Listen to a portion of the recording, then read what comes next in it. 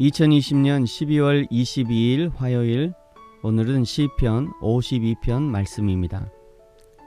포악한 자여, 내가 어찌하여 악한 계획을 스스로 자랑하는가? 하나님의 인자하심은 항상 있도다. 내 혀가 심한 악을 꾀하여 날카로운 삭도같이 간사를 행하는도다.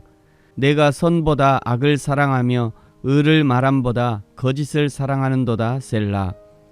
간사한 혀여, 너는 남을 해치는 모든 말을 좋아하는도다.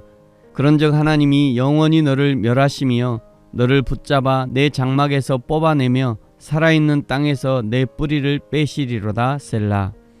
의인이 보고 두려워하며 또 그를 비웃어 말하기를, 이 사람은 하나님을 자기 힘으로 삼지 아니하고 오직 자기 재물의 풍부함을 의지하며 자기의 악으로 스스로 든든하게 하던 자라 하리로다.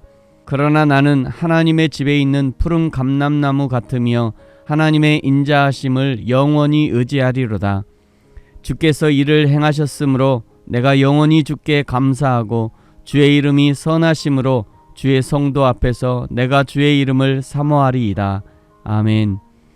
오늘 시편 52편의 표제에는 이 시의 배경을 설명하고 있습니다. 에돔인 도액이 사울에게 이르러 다윗이 아히멜렉의 집에 왔다고 그에게 말하던 때에, 사무엘상 22장에 이 사건을 자세하게 다루고 있는데 간략하게 소개하자면, 다윗이 골리앗을 죽인 공로로 사울의 사위도 되고 호위대장도 했었고, 그런데 다윗이 큰 공을 세운 일로 백성들이 노래를 했었습니다. 사울이 죽인 자는 천천히요, 다윗은 만만이다. 그런데 이 노랫소리에 사울이 불쾌하게 생각하자 악령이 사울을 지배해버립니다. 그때부터 사울은 다윗을 죽이려고 쫓아다니고 다윗은 죽을 힘을 다해 사울의 살해 위협을 피해 다닙니다. 그러다가 오늘 시편 52편의 배경이 되는 놉당 아히멜렉 제사장에게까지 도망을 가게 됩니다.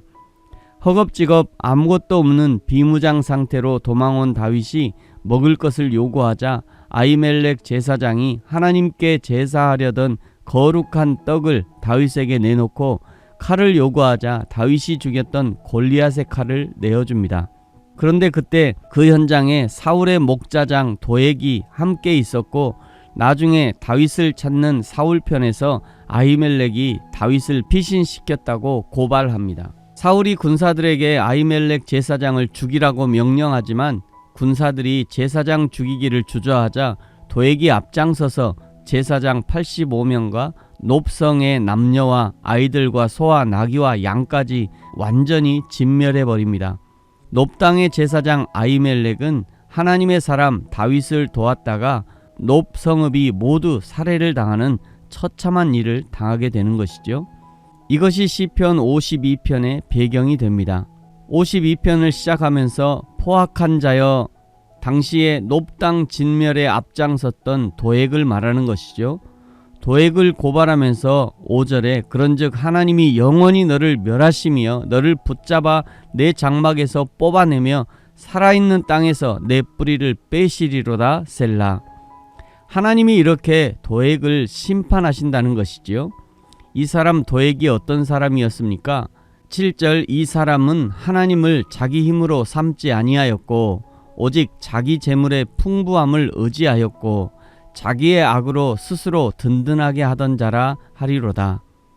그런 자였기 때문에 악령에게 사로잡힌 사울 편에 서서 다윗을 죽이려고 쫓아다녔고 놉당의 제사장들과 성읍 백성들을 무자비하게 죽였던 것입니다.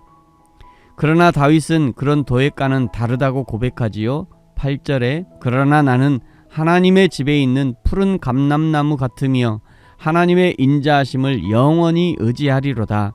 아멘. 하나님의 집에 있는 푸른 감람나무는 무엇인가? 감람나무는 남성다움, 다산, 의인을 상징하는 나무였습니다. 뿐만 아니라 그 기름은 왕이나 제사장을 세울 때 사용되는 기름이었고 성전에 불을 밝힐 때도 사용되었습니다. 감람류는 약성분도 있어서 상처 치료를 위해서도 사용했었습니다. 다윗이 자신을 푸른 감람나무로 비유한 것은 하나님이 약속하신 차기 이스라엘 왕의 약속을 기억하고 있다는 증거입니다. 지금 비록 쫓기며 도망다니는 신세이지만 그러나 언젠간 반드시 하나님이 승리하게 하실 것을 굳게 믿고 있는 것이죠. 그래서 8절 끝에 하나님의 인자하심을 영원히 의지하리로다 고백하는 것입니다. 사랑하는 성도 여러분, 저와 여러분은 오늘 어떤 자세로 하나님 앞에 있습니까? 도액처럼 당장 눈앞에 보이는 이익을 쫓아 다른 사람에게 해를 끼치면서까지 자신의 이익을 쫓아갑니까? 아니면 지금 당장 손해를 보고 불편하고 어려움이 있어도 다윗처럼 하나님의 약속을 의지하고 하나님이 반드시 풀어주시고 위로해 주실 것을 믿음으로 오늘을 견뎌내고 계십니까? 내가 어느 편에 설 것인가는 늘 나의 선택에 달려 있습니다. 하나님이 우리의 팔과 다리를 끌어 하나님 편에 놓지는 않으십니다. 내가 나의 믿음을 사용해서 하나님 편에 줄을 서고 나의 믿음을 사용해서 하나님의 손을 붙잡고 나의 믿음을 사용해서 하나님이 원하시는 생각을 하고 나의 믿음을 사용해서 하나님이 기뻐하실 만한 행위를 갖고 그러면서 끊임없이 하나님을 선택해야 하는 것입니다. 그것이 믿음입니다. 이 믿음의 선택을 멈추는 순간 그 자리에 그대로 있는 것이 아니라 어느 순간 우리도 도액의 길로 치우치는 모습을 보게 되는 것이죠. 그러므로 사랑하는 성도 여러분, 여러분이 오늘 이 메시지를 듣고 있다면 여러분은 하나님의 편에 서기로 믿음을 선택한 것입니다. 이런 믿음의 선택을 하나님 앞에서 눈 뜨는 순간까지 계속해 가야 합니다. 그것이 신앙으로 승리하는 성도의 모습인 것이죠. 저와 여러분이 하나님 앞에 서는 날까지 매 순간순간 하나님을 선택하고 믿음을 선택함으로 하나님을 기쁘시게 하는 인생이 되어지기를 예수님의 이름으로 축복합니다.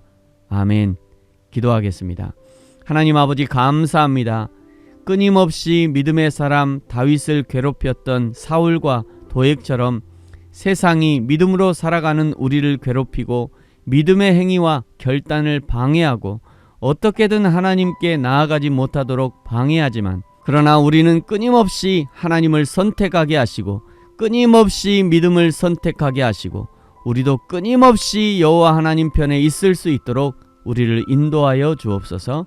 감사합니다. 예수님의 이름으로 기도합니다. 아멘.